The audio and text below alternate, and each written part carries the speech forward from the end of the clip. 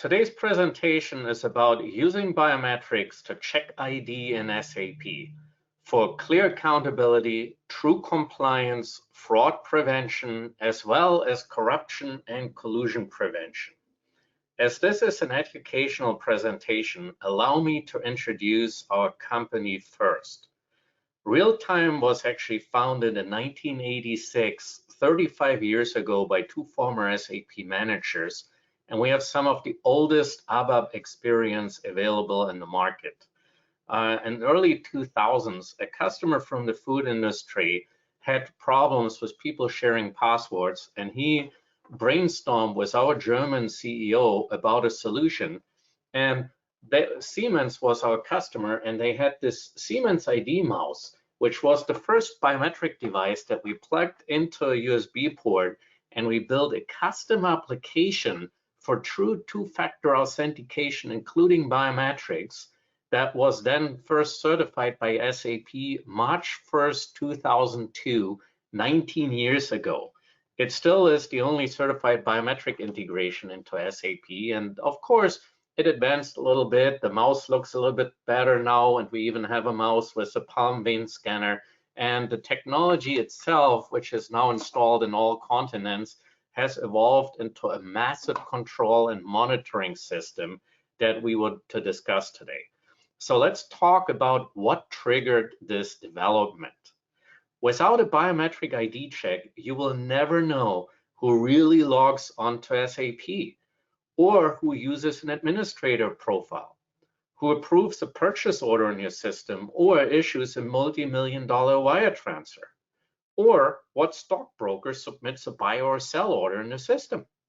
So as a result, it is important that you do understand your risk. And that is, you need to accept it. The fact is that all organizations have fraud.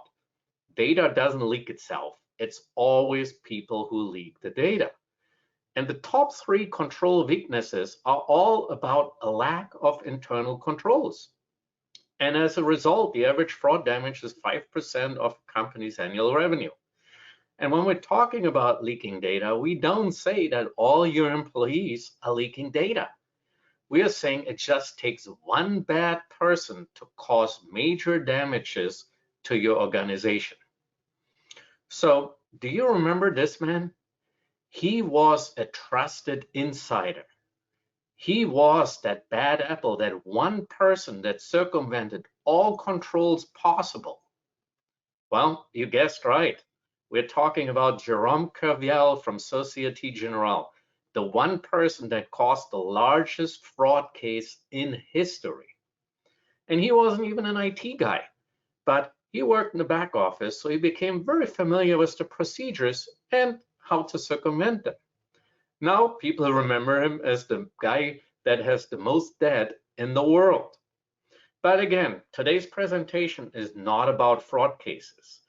It is about what allowed that fraud to happen, and more important, how you can prevent it in the future. So as in most cases, and in the case of Jerome, it started with a borrowed or stolen password. By using colleagues' password, he could log on with their IDs and do trades in their names. He could issue high-value trades, what he was not allowed to do, but there was no technology in place to prevent it.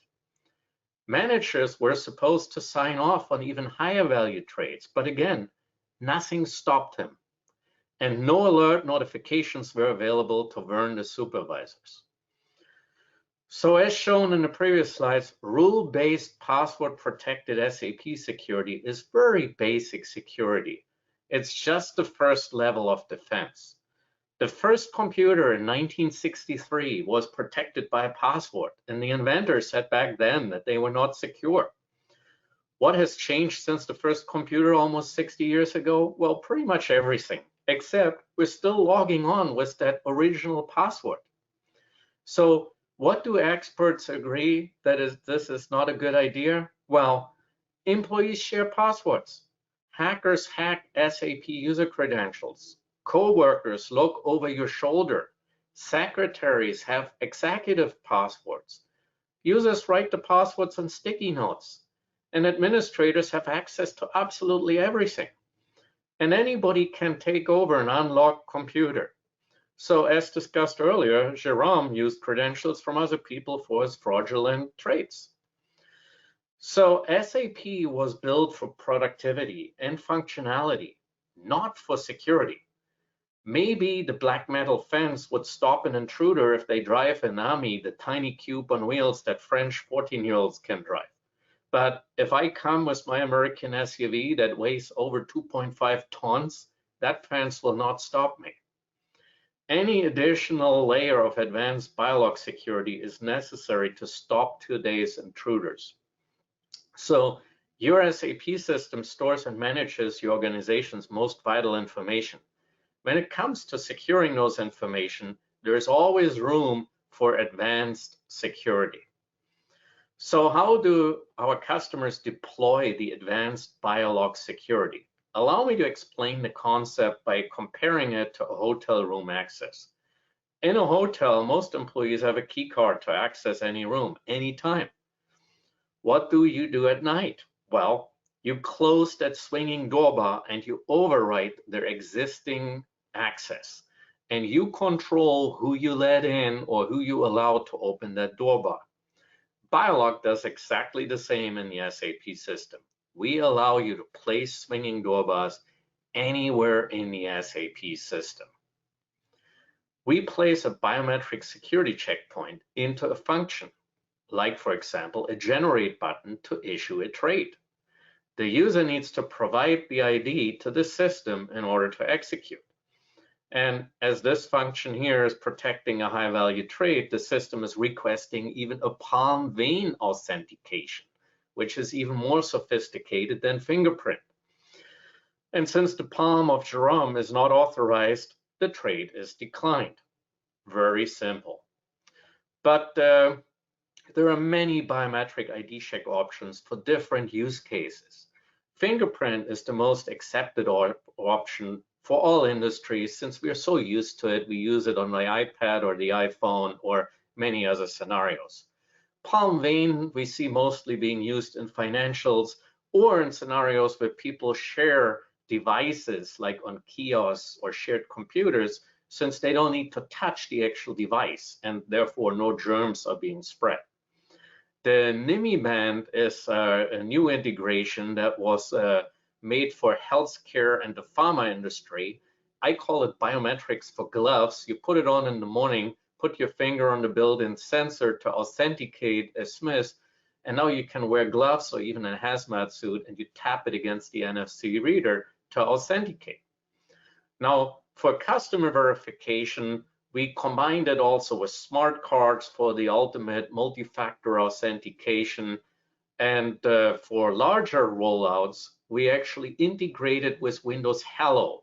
So if you're already using Windows 10 and Windows Hello authentication, like a built-in swipe sensor on a laptop or an infrared camera, you can use all those methods to authenticate functions via BioLock in SAP. And then mostly for governments, we also implemented additional nationality and IP address checks, specifically for ITAR controls.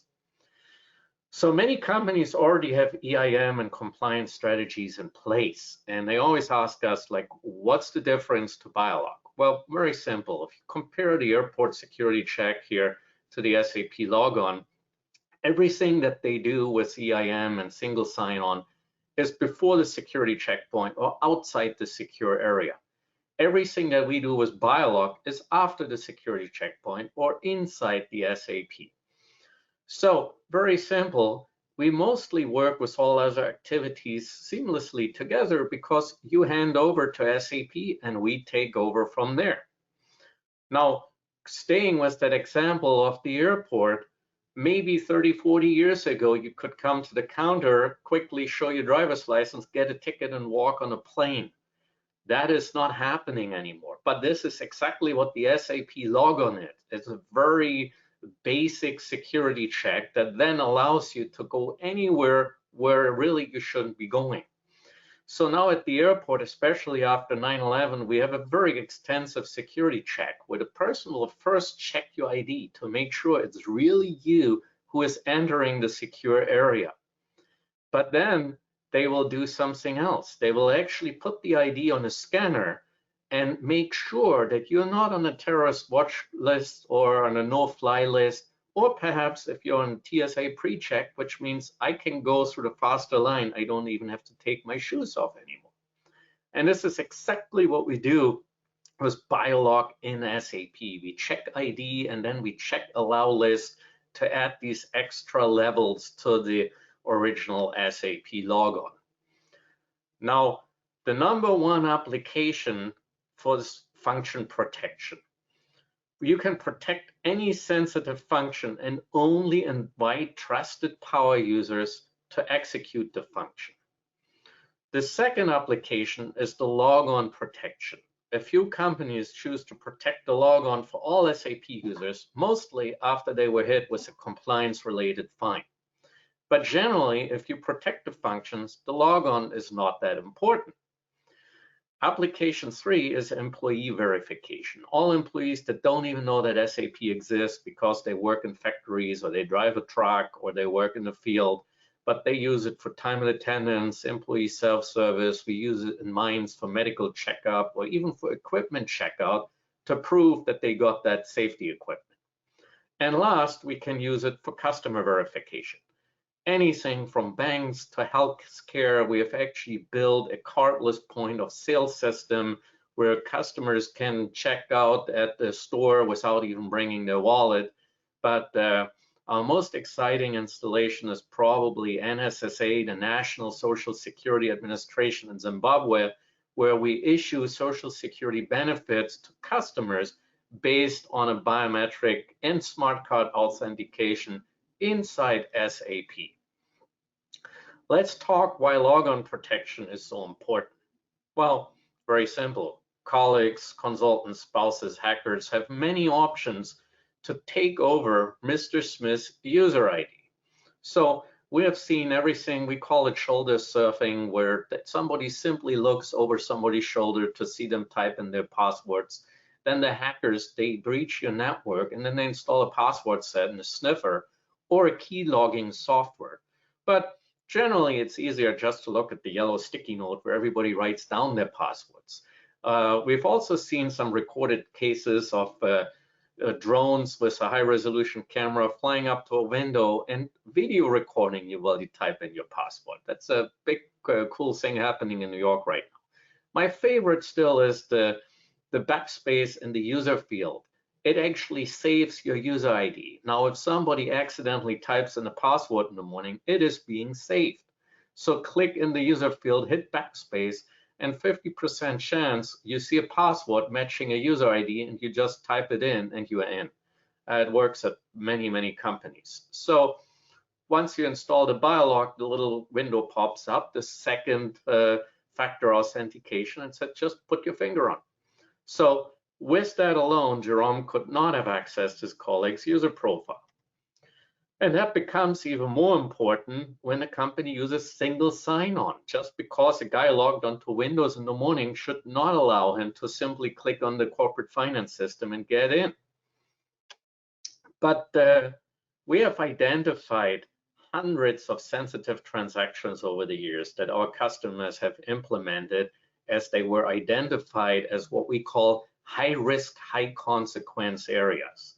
And this is from creating a vendor, which is the first step to commit fraud, to moving goods, issuing payments, entering invoices. My favorite, BP, maintain a business partner, where SAP has merged 30 sensitive transactions into one transaction. So imagine a bad guy gets access to that, they can do anything they want to do. Now, while this list that we can provide to you will help you with planning, you might have completely different pain points. But it really is like going in a video store in the old days where there were tens of thousands of movies and they give you a list with 100 movies to focus on, so you actually find a movie that you can watch for the night. Now, all standard and custom transactions can be protected with a simple configuration, but Biolog can protect much more. So we can, in HR, protect any of the hundreds of info types like bank details or basic pay and lock them down. We have tens of thousands of tables in SAP that you can pick and choose what table you want to protect. And then, of course, we can protect high-value transactions.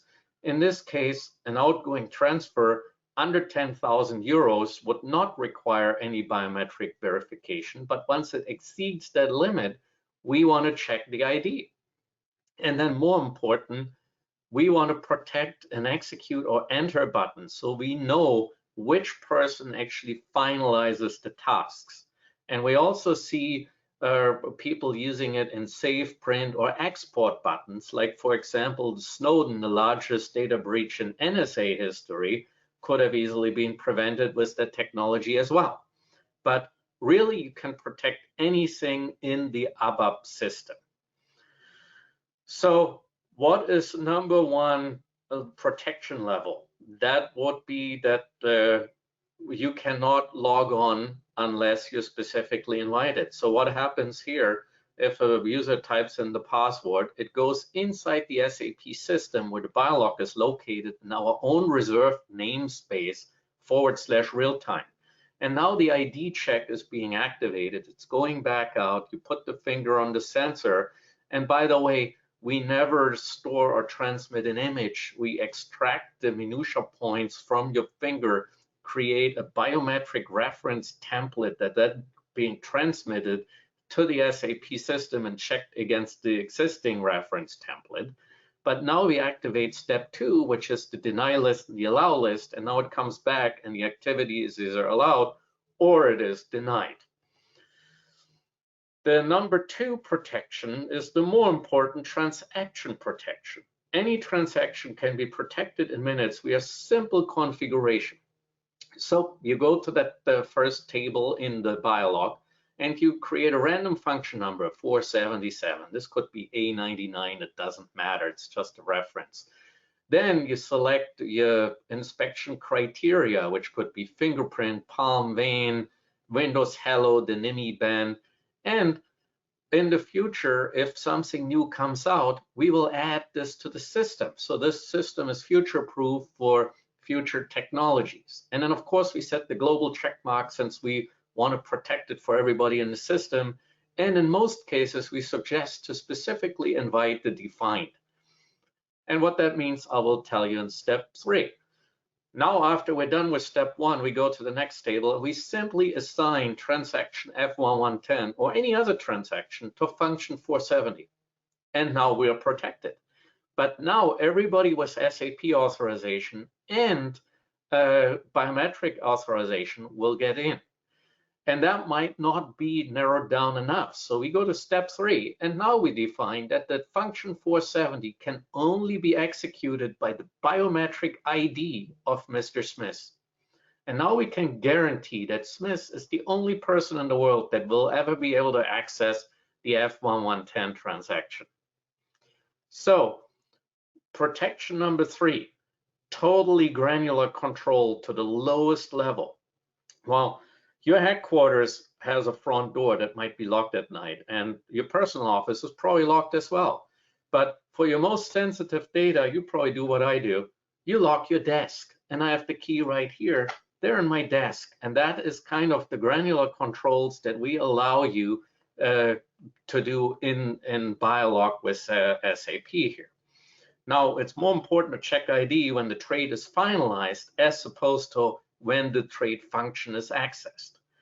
While some customers prefer to protect just the access to a transaction, like an F1110, for example, others configure the ID check for the execution of the payment run on the function level for A, the ultimate protection, but B, the full accountability. So first, in order to do this, we need to create another random function number to define the protection. In this case, we use the number 471, and we do the same we did before, check the palm vein or fingerprint, do the global check mark. But now we need to consult with an ABAP programmer that will add a Biolog checkpoint, our swinging door bar, via ABAP code into a user exit or field exit, and then link it to the previously configured function number, the 471. And if there are any ABAP experts in the audience, you can see there's a little piece of code which makes everybody happy. But For the auditors and the business people, it is very important to see the log file that actually shows now Thomas Smith executed the payment run just after 5:30 p.m. on October 16th. And the protection number 4 allows us to reinforce dual controls finally with technology. We allow you to create a dual confirmation group and add as many users as you want.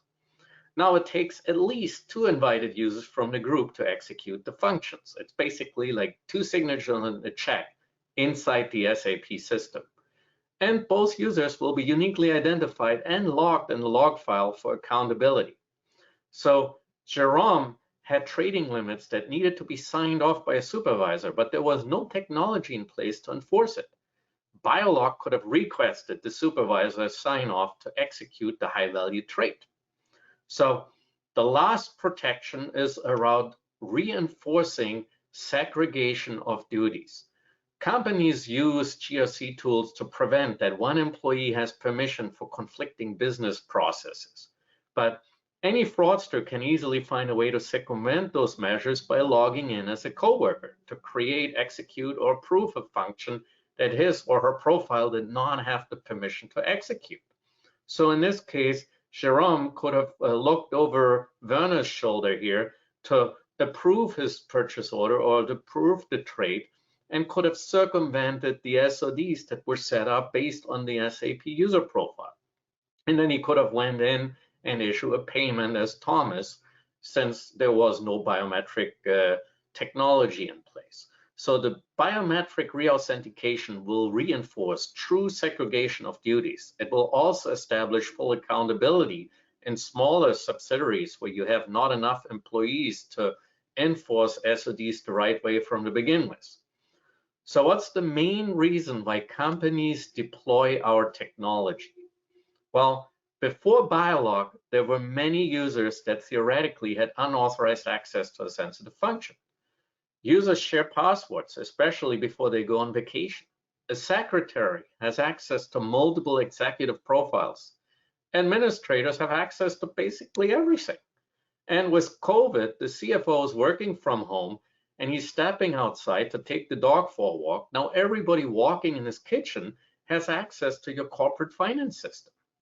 So the main advantage of Biolog is that you can guarantee the CEO or auditors, of course, that only Smiths can have access to that function. An equally important advantage is that you can show it to them. The SAP log file only shows the SAP user ID. In many cases, something totally unrelated to the user's name, like KV3792. The SAP ID, I always refer to it to NASA spacesuit. It really is a closed suit. And if you have ever seen a James Bond movie, he escapes out of the most critical situation in a spacesuit that might say Smith on it, but it doesn't mean that it's actually Smith walking out of the building in it. In most cases, it's James Bond. And that's the same with the SAP ID. You really don't know who you're dealing with. So looking at our log file, you see on the left the SAP user ID, but then right next to it, you see the biometric ID. And more important, you see the full first name and last name. And then you see the protection status, and you see the controlled SAP activity. And what you see in the first line is actually all you ever want to see, is that Smith signed in as Smith and was accepted, and everything is green and everything is good. But already in the second line, you see how Jerome Kerviel was logged in as Smith. He was stupid enough to actually put the finger on the sensor, so he was uniquely identified with biometrics, but he was still not authorized for the function. In fact, at this point, we would have triggered an email notification that you see in the right upper corner and sent it to the entire security team, telling them that a person was just identified doing something that they were not supposed to do. We uniquely identified the person, we rejected the attempt, and we are now letting security personnel know instantly that there is some potential fraud is in progress right now. Now the next line shows another scenario, Amanda Jones. She's logged in as Jones. She has full SAP access, but she's still not authorized. Can you guess why? Well, very simple. We have not specifically put her on the allow list in Biolog to execute the function 471 to execute the payment run. Therefore, she is not authorized. The next line shows our hacker. He came randomly into the system, breached the firewall, run his keylogger, and identified the password for Matthias. He logged in, but he is immediately rejected because he doesn't even have a biometric device plugged in, nor does he have a biometric reference template. So we can't tell you who the guy is, but for sure we didn't let him in.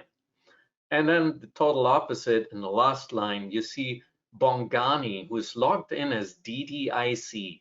DDIC is the god of the administrators. The DDIC profile can do everything.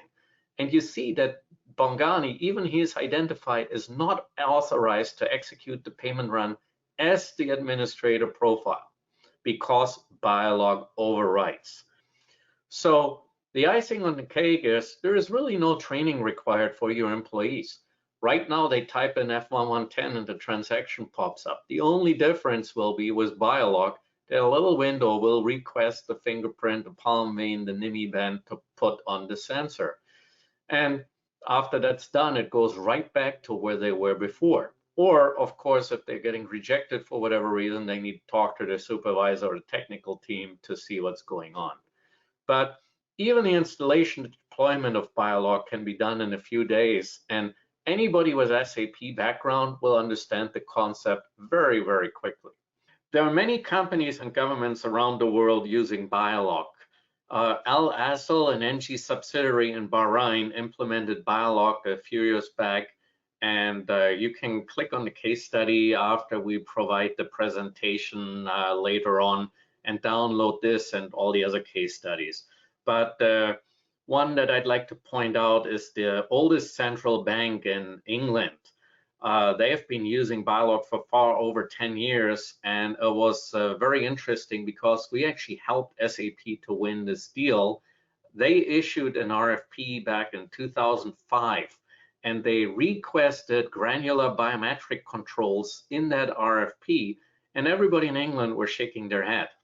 And Diagonal Consulting, part of the Morsi Group, they know us from trade shows, and they said, oh, this is easy. We use SAP and we use Biolog, and we can do everything that you want to do. So we presented SAP and Biolog to them, and they purchased SAP and Biolog on one purchase order. So this was a big win, and after this, we got a lot of attention from SAP, and we still have a very high level SAP contacts that are all very favorable about the Biolog, including in France. So another example is retail in Germany. They are actually using biometrics inside SAP to identify cashiers when they create sales orders. And that allows those hundreds of cashiers for very fast user switching and full accountability as the sales receipt number is actually matched to the cashier directly in the log file. And there are many, many other use cases that we can share on request or we'll discuss with you in a follow-up presentation. Now, to close the story, let me reiterate how the largest financial fraud loss ever could have been prevented. Jerome would not have been able to log on with his colleagues' accounts due to our true two-factor authentication, including biometrics. The trade function would have checked his ID again when accessing the trade transaction. And again, when trying to execute the trade, the ID check would have identified the person again. Most important, the dual controls would have requested a supervisor to reconfirm the high value trade. And last, he would not have been able to circumvent any segregation of duties. So, what can you do to protect your SAP system the right way? Well, please engage with the Invertur team for any follow-up questions. Share some highlights of today's presentation with other team members and business owners internally, and consider the test drive. What's better than getting a nice Citroen for 30 days and drive around and see how you like it?